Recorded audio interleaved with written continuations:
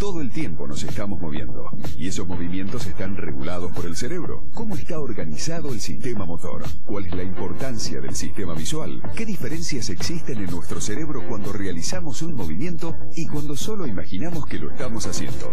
¿Cuál es la función de las neuronas espejo? ¿Qué pasa cuando el sistema motor empieza a fallar? ¿Cuáles son las novedades en los procesos de recuperación de los daños en el sistema motor? ¿Qué habilidades mentales son aquellas que más se destacan en un deportista de élite? Estos y otros interrogantes abordaremos en este segundo bloque de Los enigmas del cerebro motor. ¿Qué es el sistema motor? Es el sistema cerebral que permite la coordinación de todos nuestros movimientos. Todas nuestras acciones dependen de la contracción y la coordinación de los músculos esqueléticos. Es nuestra vía de comunicación con el mundo exterior, la vía final común de cómo el ser humano cambia y modifica el mundo es nuestro sistema motor. Procesos como la memoria, el pensamiento, tienen que tener una vía final común de conexión con el medio exterior a través del movimiento.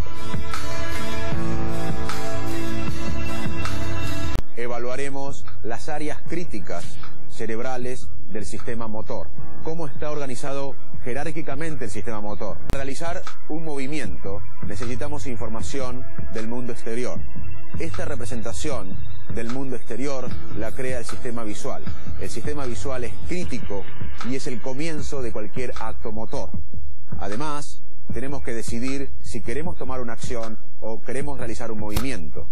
Luego, decidido esto, tenemos que planificar el movimiento y luego ejecutarlo. Como vemos, hay un nivel jerárquico en el acto motor. Hay diferentes áreas del cerebro que son claves en el sistema motor.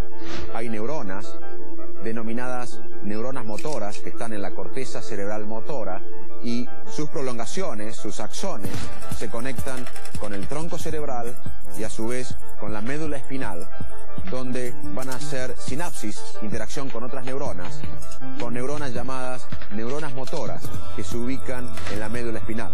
Estas neuronas motoras, a su vez, transmiten la información mediante estas prolongaciones de la neurona, llamados axones, a los músculos esqueléticos. Estas prolongaciones desde la corteza cerebral hasta el tronco cerebral y la médula son muy largas y a su vez las prolongaciones de las neuronas motoras de la médula espinal hacia los músculos también son prolongaciones muy largas. Hay diferentes áreas del cerebro entonces que son claves para el control motor.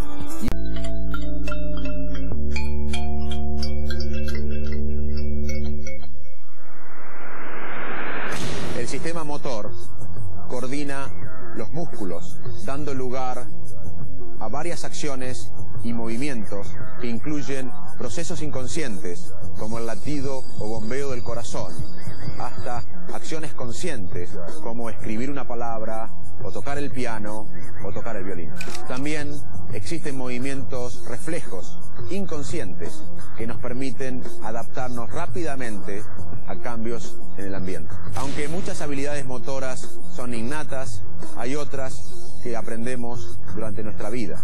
Por ejemplo, respirar es algo innato, sin embargo, tocar un instrumento musical es algo que aprendemos con la experiencia. Cuando un bebé nace, tiene poco control sobre los músculos esqueléticos y durante su crecimiento va mejorando la coordinación de los movimientos groseros y la coordinación de los movimientos finos.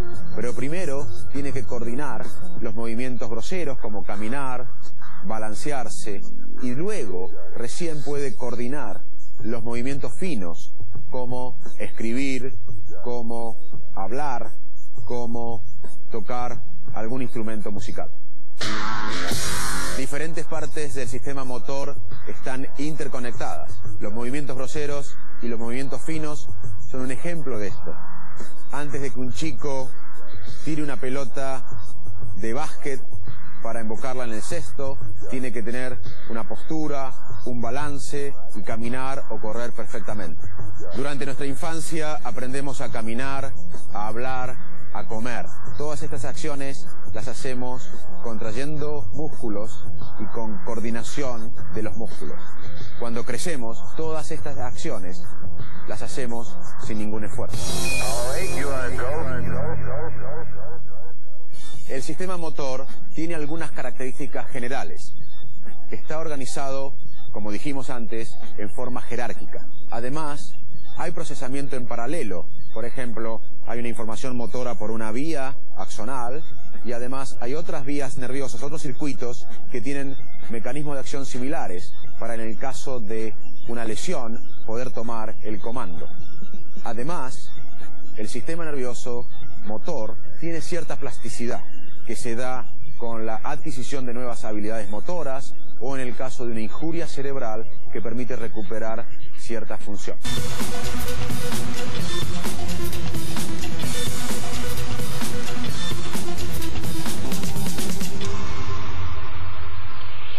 Vamos a conversar con el profesor Oscar Gersanik. Oscar, ¿en qué situación estaría representado todo el acto motor? Sería interesante dar un ejemplo en el que se conjugan todos los mecanismos de control del movimiento que el cerebro puede utilizar.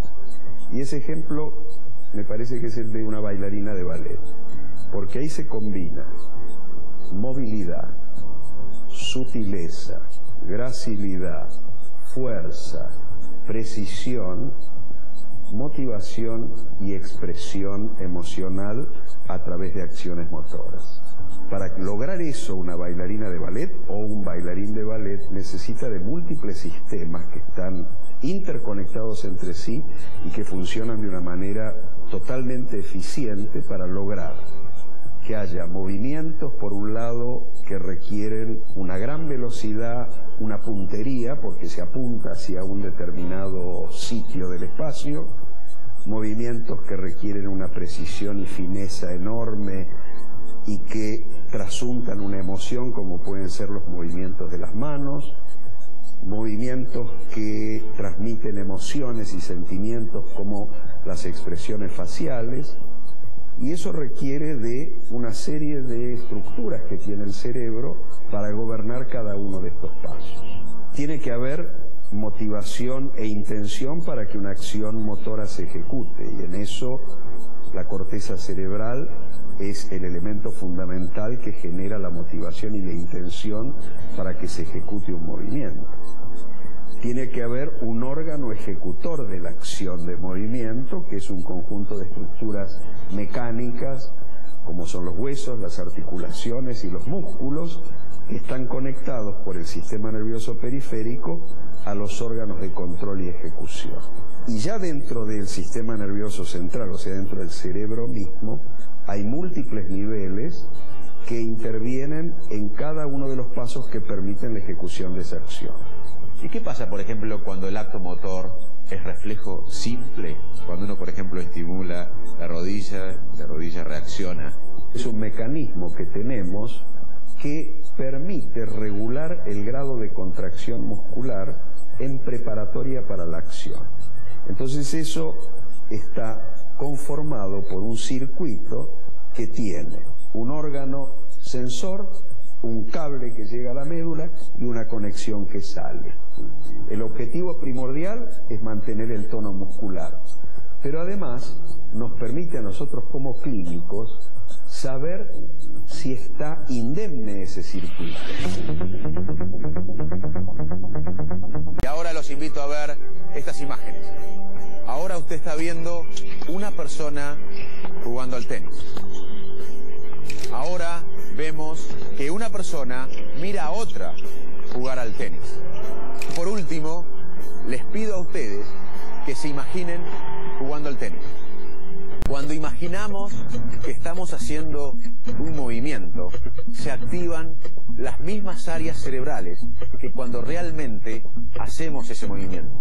Cuando miramos a otro hacer un movimiento, se activan también estas áreas cerebrales que se activan ante la realización del movimiento. Esto habla de que hay neuronas, y se atribuye a las neuronas en espejo, que permiten copiar el movimiento de otro.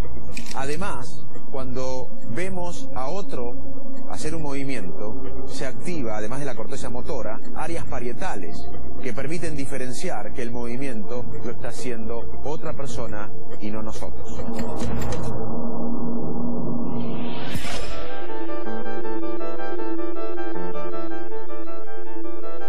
Esta activación de nuestro sistema motor, cuando vemos a otra persona haciendo un movimiento, podría ser crítica para el aprendizaje de nuevas habilidades motoras.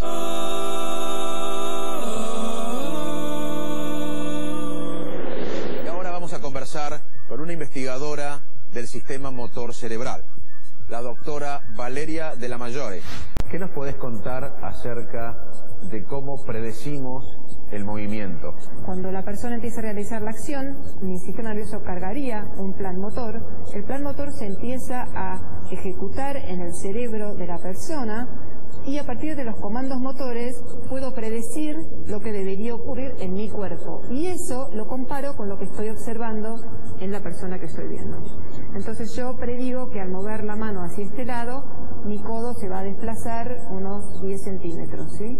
Y entonces se supone que en el cerebro del observador uno está comparando todo el tiempo la predicción que tiene de lo que va a ocurrir con lo que ocurre en la realidad.